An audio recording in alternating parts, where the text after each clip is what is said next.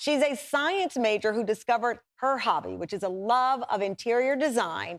And what we love about her is she finds these expensive looks and has turned them into DIY magic. So, Kiva, we were talking before the break about these crystals, which you can find at some of the high-end stores. They can cost hundreds of dollars. You use them on your fireplace mantle or place them on top of books. They're just kind of decorative, but they're pricey. Yes, they are so pricey, and everyone is out on the look for them. So not only are they expensive, but the likelihood that you're going to find them is slim to none. Oh. So I had to find a way to do it for less. I knew that we made crystals in science class, so I was like, why can't I just do it at home? Okay, so you're going to show us how we can do it at home. And we start off with the secret ingredients, which is these little pipe cleaners. Yes. So to do this project, you're going to start with some pipe cleaners, and then you're also going to need a wooden spoon, some gloves, some scissors, a wooden dowel, a big glass heat-proof jar, a big pot, some paper towels, and of course, borax. You're going to want to use white pipe cleaners if you're trying to make a white crystal, because sometimes you can see the pipe cleaner through it. Okay. So grab your pipe cleaner, and you're just going to want to start forming little rings. You want to make sure that they are far enough apart so that there is space for the crystals to grow, but not too far apart because then they won't grow. It's kind of finicky, but you just want to bend it a bunch of times. If you're making a small crystal, you're probably going to need between 20 and 25 pipe cleaners, and if you're making a big one, you can use upwards of 100. Okay, I've got a few started here, and then after we've got our pipe cleaners all twisted.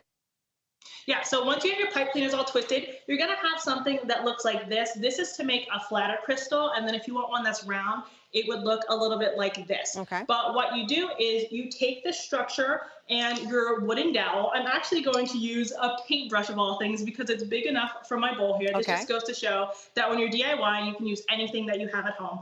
But you're just going to take your structure and wrap it around your paintbrush or dowel. I'm ahead of you because you sent the instructions to me. I've got my dowel, and I'm not afraid to use it. And there it is. Now what? Yes.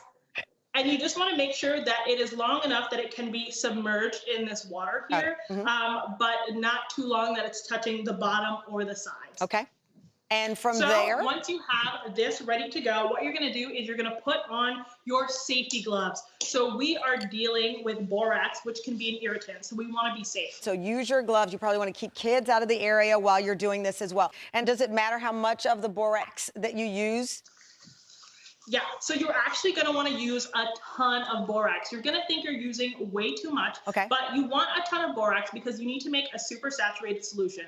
Pour your water into the pot, and then make sure you're using a pot that has a lid, because when you start pouring in the borax, you can just have your lid to the side a little bit like this, so that none of it is splashing out at you. Again, we want to be as safe as possible. I'm going to speed it up because we're going to put this detail by detail on our site. So you've got that concoction boiling, and you've finished that. And what do you do? What you do next is you get your big glass heat-proof container, and then you're going to just grab your dowel with your structure, and you're going to lower it into the container, just like that. Again, with gloves on. Okay. And how long do you allow that to submerge? So it's going to say submerge for 24 hours. You're going to want to touch it, but don't, because you want to make the most beautiful crystal possible. And we pull this out, and voila. Yes, that's it. It's that simple. 24 hours later, you're just going to grab the dowel, pull it out like you said, and you're just going to place it on a paper towel. And again, keep the gloves on for this part as well. And it dries out. How long does it take it to dry out?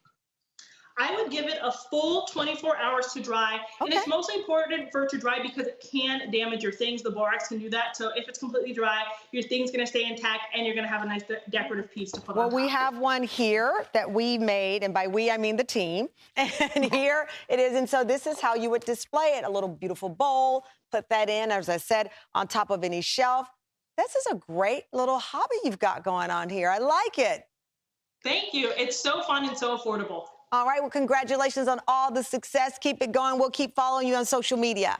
Thank you so much. Have a great day. You do the same.